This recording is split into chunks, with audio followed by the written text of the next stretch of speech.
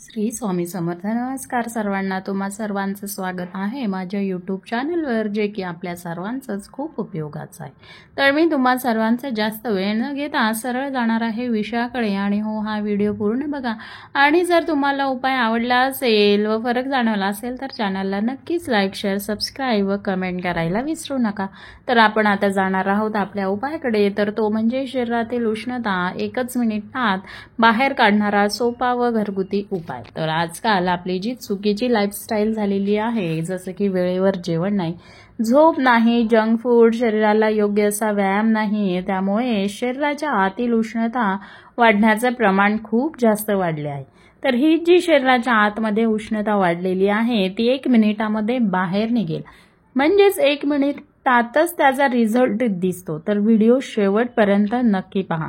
जेव्हा शरीरातील उष्णता वाढते तेव्हा सर्वात प्रामुख्याने लक्षण दिसतं ते म्हणजे दाह, जळजळ. मग ती कुठलीही असेल, जसे की डोळ्यांची असेल, तळहात, तळपाय, छातीमध्ये जळजळ असेल, लघवीमध्ये जळजळ. तर पाणी कमी प्यायल्यामुळे टाचा, ओठांना भेगा पडतात, त्वचा, केस हे देखील कोरडे पडतात, चेहऱ्यावर वांगाचे डाग येणं किंवा अतिशय लालसर रंगाचे ज्याच्यात पस असतो असे पिंपल येणं किंवा सतत तोंड येणं, बेंड येणं किंवा रांजणवाडी येणं, असे बरेचशी लक्षणे शरीरातील उष्णता वाढल्यानंतर आपल्याला दिसू लागतात. तर ही झाली लक्षणे. पण याच्यावर उपाय काय? तर आता आपण बघणार आहोत याच्यावर 1 मिनिटात रिझल्ट देणारा पारंपरिक व आयुर्वेदिक उपाय. तर तो म्हणजे पादाभ्यंग.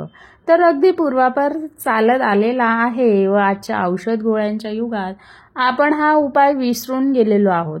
आपले हे पारंपरिक असे उपाय. आयुर्वेदात तर हे जे पादाभ्यंग सांगितलेलं आहे ते तर रोजच्या दिनचर्येत याचा समावेश असावा असं सांगितलं आहे, जेणेकरून ही जी उष्णता आहे शरीरातली ती वाढणार नाही आणि त्याच्याने येणारे जे आजार आहे ते देखील होणार नाही. तर पादाभ्यंग यालाच फूट मसाज किंवा पायाला तेल लावून चोळणं असं म्हटलं जातं. पण जेव्हा पायाला तेल लावून मसाज करतो, म्हणजेच उष्णता कमी करायची असते, त्यावेळेला विशिष्ट पद्धतीने हा मसाज करणं गरजेचं असतं. तर त्यासाठी आपल्याला लागणार आहे काशाची वाटी, त्यालाच आपण कांस्य वाटी किंवा ब्रॉन्झ मेटल बाउल असं इंग्रजीमध्ये म्हणत असतो, जे की तुम्हाला अगदी तुमच्या कुठल्याही भांड्याच्या दुकानात सहज मिळून जाईल. परंतु शुद्ध असावी, म्हणजेच की खात्रीशीर दुकानातच तुम्ही जायचंय व खरेदी करायची आहे. वाटी घेताना ती पण मीडियम साईजची असावी व थोडी खोलगट घ्यायची आहे. तर यासाठी करायचं काय आहे की रात्री झोपण्या अगोदर आपली जी पाय आहे ती स्वच्छ धुवून घ्यायची आहे व त्यानंतर पायाला किंवा काशाच्या वाटीला शुद्ध खोबरेल तेल लावून घ्यायचं आहे. आणि ही काशाची वाटी जी आहे ती आपल्या पायाच्या तळव्यांना घासायची आहे, म्हणजे मसाज करायची आहे. ही वाटी तुम्ही अर्धा ते 1 मिनिट घासल्यानंतर पायाला काळसर रंग येतो. तर हा जो काळसर रंग येतो तो आपल्या शरीरातलं जे ऍसिड असतं किंवा उष्णता असते त्याची जी रिॲक्शन आहे ती हा जो ब्रॉन्झ मेटल आहे त्याच्यासोबत झाल्यामुळे येत असते. तर आजकाल बऱ्याच ठिकाणी पादाभ्यंगचे सेंटर सुद्धा निघाले आहेत की जिथे आपल्याला पैसे देऊन अशा प्रकारचा मसाज करून दिला जातो, जेणेकरून शरीरातली जी उष्णता आहे ती बाहेर पडेल.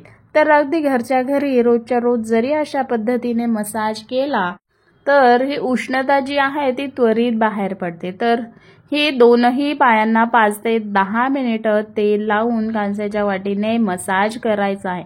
मसाज झाल्यानंतर पाय धुवायचे नाहीयेत, फक्त ती पाय तुम्ही कॉटनच्या कापडाने पुसून घ्यायची आहे किंवा बाजारात वाइप्स मिळतात त्याने जरी पुसून घेतली तरी चालेल. व झोपताना तुम्ही सॉक्स घालून झोपायचं आहे व सकाळी तुम्ही तुमचे पाय धुवू शकतात. अगदी त्वरित तुमची जी उष्णता आहे ती निघालेली असेल, जर तुम्हाला शांत झोप येत नाहीये, सतत डोक्यात विचार येत आहेत, रात्री झोपलं की जळजळ झाल्यासारखं होतंय किंवा मायग्रेनचा त्रास असेल किंवा मूळ व्याधीचा त्रास असेल, रात्री सतत लघवीला उठावं लागतंय पण लघवी होत नाहीये किंवा अशी थांबून थांबून लघवी होते व लघवी करताना जळजळ होते, तर असे जे त्रास आहेत त्यांच्यात तुम्हाला त्वरित आराम आलेला जाणेल. तुम्ही हा उपाय 15 दिवस किंवा महिनाभरही करू शकतात. आयुर्वेदात तर डेली रुटीनमध्ये याचा समावेश असावा असं सांगितलं आहे. तर हा उपाय 2 वर्षावरील मुलं पण ज्यांना सर्दी कफ नाहीये परंतु उष्णतेचा त्रास आहे ते सर्वच जण हा उपाय करू शकतात. खूप प्रभावी असा उपाय आहे, नक्की ट्राय करून बघा. तर हा होता उपाय. आता आपण बघणार आहोत थोड्या टिप्स ज्या काही प्रमाणात उष्णता कमी करू शकतात. तर त्यातील पहिली टिप म्हणजे भरपूर पाणी प्यायचे. दिवसभरात 8 ते 10 ग्लास पाणी प्यायचं आहे.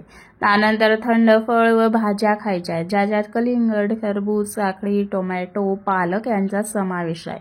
लिंबू पाणी, आवळा सरबत, ताक, नारळ पाणी असे डिटॉक्स साठी आणि थंडावा मिळण्यासाठी अशी पेय उत्तम आहेत. मसालेदार तेलकट पदार्थ टाळायचे आहे. सकाळी किंवा संध्याकाळीच व्यायाम करायचा आहे.